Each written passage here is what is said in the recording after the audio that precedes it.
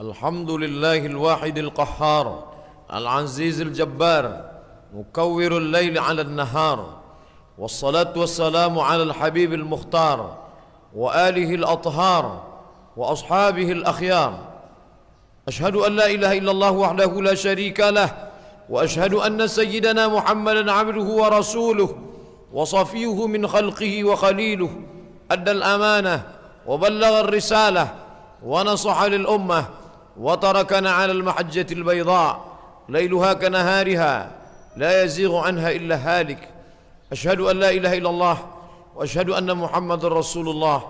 اللهم صل على سيدنا محمد النبي الأمي وعلى آله وصحبه وبارك وسلم. قال الله تعالى في القرآن العظيم وهو أصدق القائلين: أعوذ بالله من الشيطان الرجيم، بسم الله الرحمن الرحيم. يا أيها الذين آمنوا اتقوا الله حق تقاته ولا تموتن إلا وأنتم مسلمون. وقال تعالى في آية أخرى: يا أيها الذين آمنوا اتقوا الله وقولوا قولا سديدا يصلح لكم أعمالكم ويغفر لكم ذنوبكم ومن يطع الله ورسوله فقد فاز فوزا عظيما. عباد الله، أوصيكم ونفسي بتقوى الله وطاعته فقد فاز المتقون. Hadirin jamaah Jumat yang dimuliakan Allah Subhanahu wa taala. Berapa banyak orang-orang yang ingin hidup dengan kita pada hari ini, tapi mereka tidak bisa hidup bersama dengan kita karena ada yang lebih cepat daripada keinginan dan cita-cita. Idza jaa ajaluhum, kalau ajal sudah sampai, la yastakhiruna sa'atan, tak bisa ditunda walau sesaat, wala yastaqdimun, tidak bisa pula dimajukan walaupun sesaat. Mengapa hari ini Allah masih buat kita hidup tegak berjalan di atas muka buminya? Jantung masih berdetak, napas masih berhembus. Ada keinginan Allah dari kita. Hasiban nasu ayyutsraku ayyaqulu amanna. Apakah manusia itu dibiarkan begitu saja berkata amanna, kami sudah beriman, wahum la yuftanun? Kita diuji. Ada yang diuji dengan hartanya, lulus, berinfak, bersedekah, berwakaf, menyekolahkan anak yatim, mendirikan masjid, hotel syariah, mendirikan lembaga bantuan. Ada yang diuji dengan nyawanya. Di sanalah mereka gagal. Umur mereka anggap sebagai hadiah. Mereka tidak tahu bahawa yang pertama kali ditanya nanti di akhirat, an umrihi fima afnah, umur kemana saja kau habiskan. Masa lalu tak dapat diulang kembali. Lan tarji'al ayyamul lati madat, tak dapat terulang hari yang sudah berlalu. Menetes air mata mereka yang sudah mati itu meminta, Rabbana absarna, mata kami sudah melihat azab, wa sami'na, telinga kami sudah mendengar teriakan pekikan tangisan azab, farji'na, kembalikan kami ke dunia, na'mal salihah, kami ingin beramal saleh, inna muqinun, kami yakin seyakin-yakinnya. Orang yang sudah mati dimakan cacing tanah itu ingin hidup sekali lagi. Laula akhartani ila ajalin qarib, seandainya umur kami bisa ditambah qarib, tidak lama, sesaat saja, fa as-saddaqa, aku mau bersedekah, aku membantu orang susah, aku mau berbagi harta, wa aku minas salihin, aku ingin beramal saleh. Maka tidak ada nikmat terbesar di hari yang paling mulia Sayyidul Ayyam, hari Jumat, di tempat yang paling mulia, masjid rumah Allah, bersama orang-orang mulia, orang beriman, mendengarkan khutbah Jumat. Kenikmatan yang hanya dirasakan oleh orang-orang yang pernah merasakannya. La ya'rifuha man dhaqaha, la ya'rifuha illa man dhaqaha. Tidak ada yang tahu kecuali orang yang pernah merasakan manisnya. Oleh sebab itu, salah satu rukun khutbah mengucapkan alhamdulillah. Segala puji bagi Allah, segala nikmat Allah yang besar tak dapat kita balas. Tapi Allah yang maha penyayang, Dia berikan cara untuk membalasnya.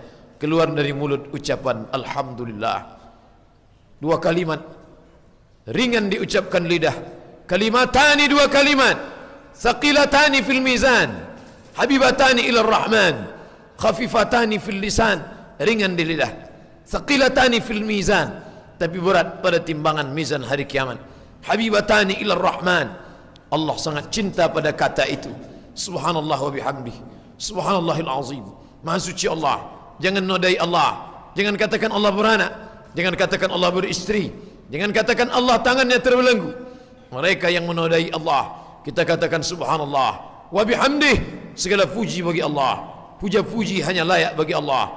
Selesai salat pun kita memuji Allah. La ilaha illallah, tiada Tuhan selain Allah. Wahdah, hanya Dia saja. La syarikalah, tiada sekutu baginya. Lahul mulku, Dia yang berkuasa. Walahul hamdu, segala puji milik Dia. Yuhyi, Dia maha hidup. Wa yumit, Dia yang mematikan. Wa huwa ala kulli syai'in qadir, Dia kuasa atas segala sesuatu. Dalam sebuah hadis yang diriwayatkan oleh Imam Abu Daud dalam kitab Sunan Abi Daud, qala Rasulullah sallallahu alaihi wasallam, Rasulullah bersabda, man sana'a ilaikum ma'rufan, siapa yang pernah berbuat baik kepada kalian, fakafi'uhu, balas perbuatan baiknya. Kalau kau sanggup balas dengan hartamu, balas. Kalau kau sanggup balas dengan tenagamu, balas. Fakafi'uhu, balaslah. Fa illam tajidu ma tukafi'uhu, kalau kamu tidak mampu membalas budi baiknya, fad'u bihi lahu, doakan dia, hatta tarau annakum qad kafatumuhu, sampai kamu merasa bahwa kamu sudah membalas dia. Negara Republik Indonesia merasa berutang budi kepada ulama-ulama yang sudah meneteskan darah, titik perus keringat air mata untuk membela negeri ini merdeka. Maka dibuatlah satu hari khusus, 10 November, Hari Pahlawan. Hari Pahlawan bukan dinyatakan dengan libur.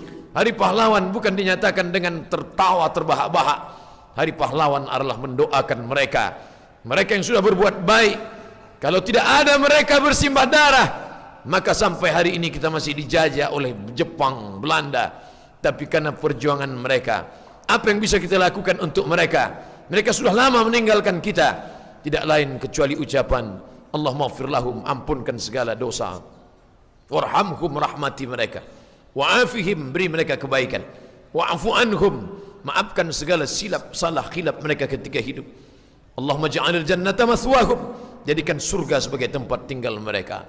Allahumma ja'al quburahum radatan min riyadil jinan, jadikan taman surga menjadi kubur mereka menjadi taman-taman surga. Wala taj'al quburahum hufratan min hufarin niran, jangan jadikan kubur mereka salah satu dari lubang neraka. Tapi yang paling penting daripada itu semua adalah mengisi kemerdekaan. Hari Pahlawan penting, mengangkat tokoh-tokoh masyarakat yang pernah berjasa berjuang dijadikan sebagai pahlawan nasional penting, untuk mengingatkan kepada anak cucu kita bahwa kemerdekaan bukan hadiah dari Belanda. Kemerdekaan bukan hasil dari pemberian hadiah oleh penguasa, tapi kemerdekaan direbut dengan tetes puluh keringat dan air mata. Bung Tomo berkata, aku bingung bagaimana aku menyatukan pasukanku. Kira-kira kalimat apa yang membuat mereka menjadi kuat dan perkasa? Sampai akhir aku ingat satu kata yang membuat mereka bersatu, satu kata yang membuat mereka kuat, satu kata yang mengusir ketakutan mereka. Kalimat itu adalah teriakan Allahu Akbar. Itu yang diteriakkan Bung Tomo di Surabaya. Itu juga yang diteriakkan oleh Tengku Umar di Aceh, ujung Sumatera. Itu juga yang diteriakkan oleh panglima-panglima perang kita. Itu diteriakkan oleh Syekh Yusuf Al-Makassari Tajul Khalwati dari Makassar, Sulawesi.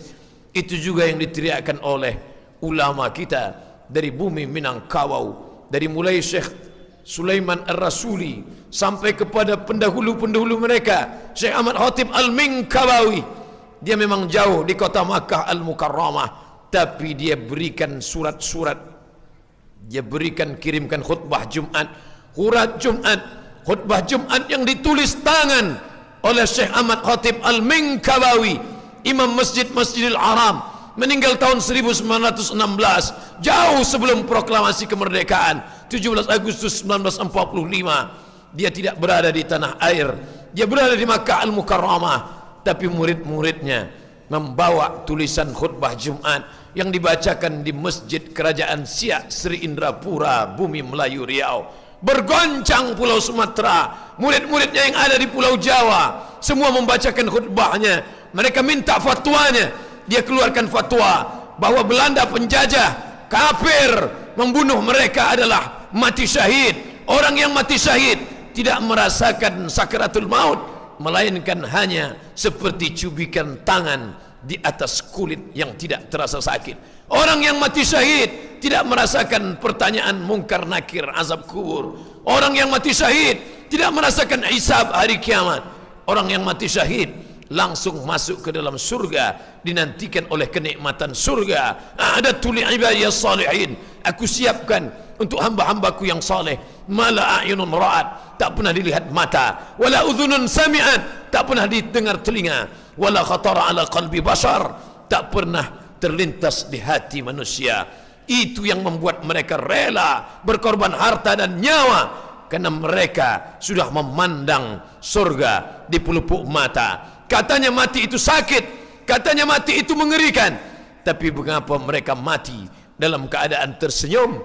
Karena mereka adalah syahid. Syahid mengandung makna dua. Syahid berarti masyhud, disaksikan, karena kematian mereka disaksikan oleh para malaikat. Berbondong-bondong malaikat menyaksikan kematian, naik ruhnya ke langit, disambut oleh para malaikat. Inilah orang yang masyhur di langit, walaupun penduduk bumi tak pernah menyebut namanya. Mereka diartikan sebagai syahid. Syahid artinya menyaksikan. Mereka disaksikan karena disaksikan malaikat. Mengapa mereka disebut menyaksikan?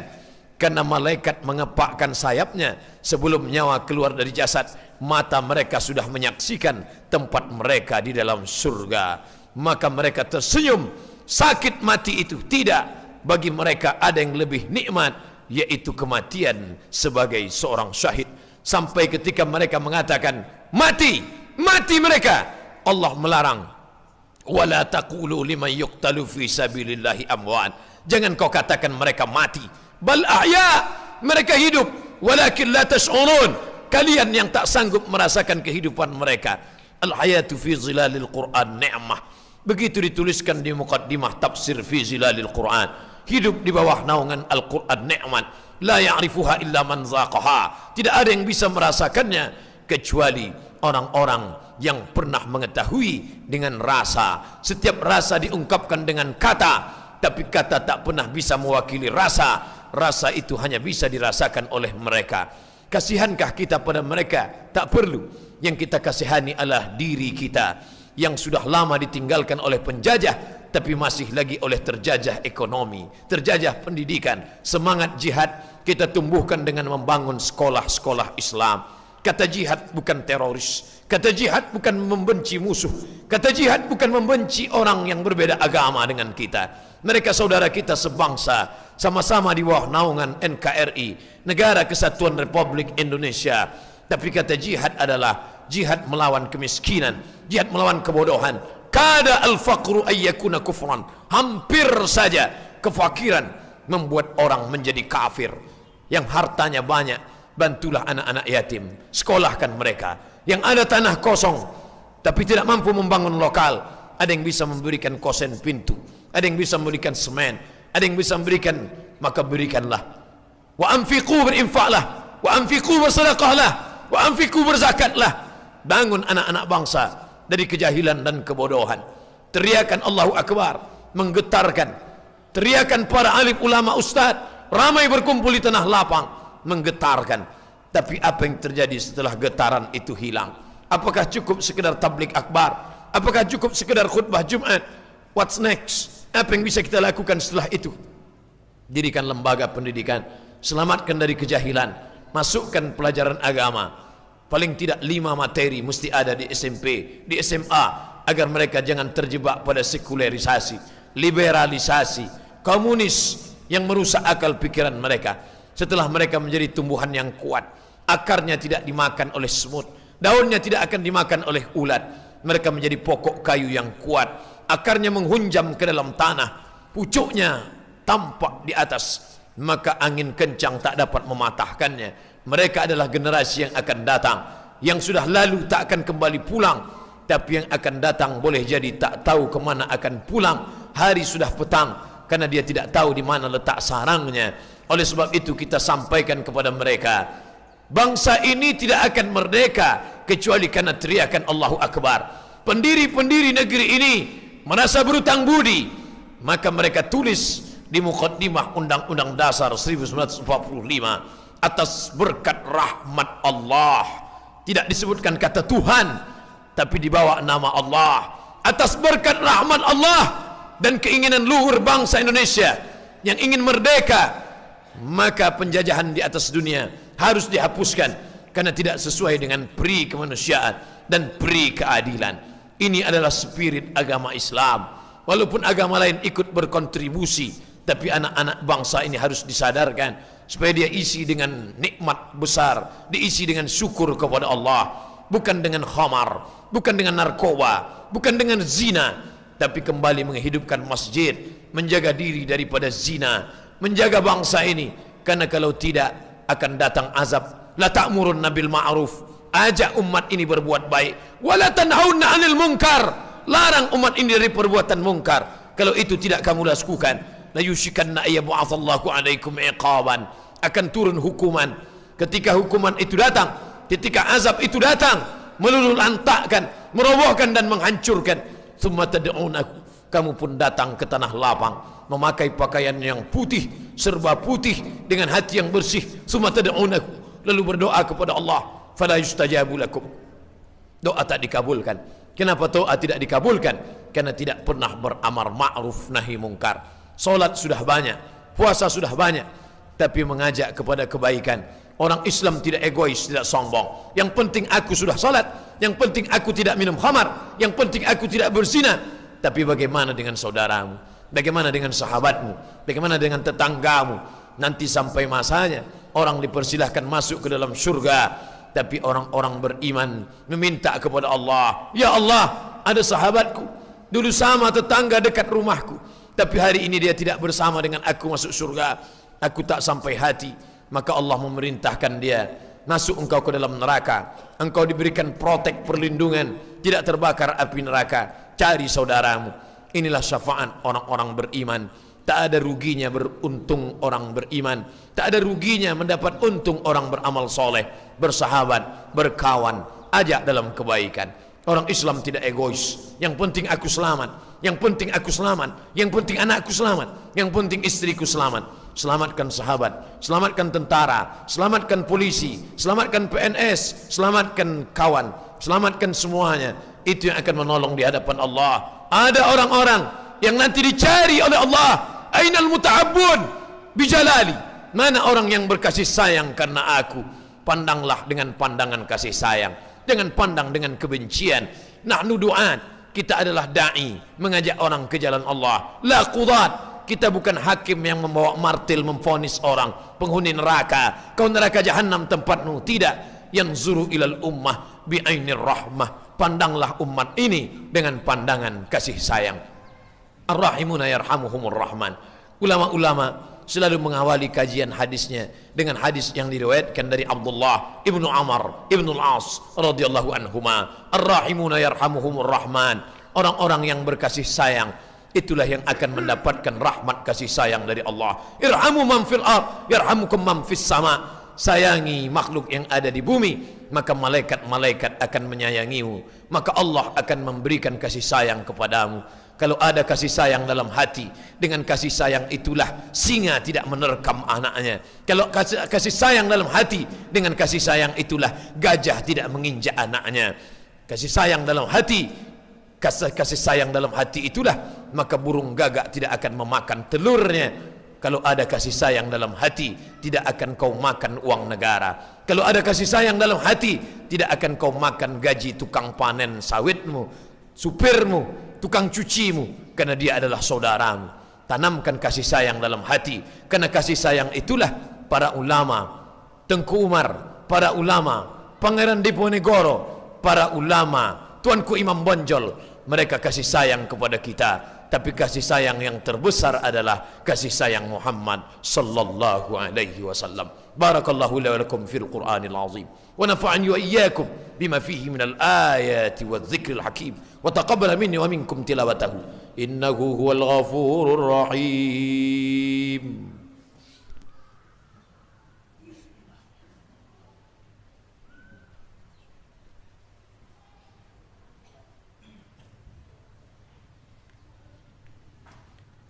Alhamdulillahilladzi bi ni'matihi tatimmus shalihat والصلاة والسلام على سيد السادات وعلى آله وأصحابه أهل الفضائل والكرامات.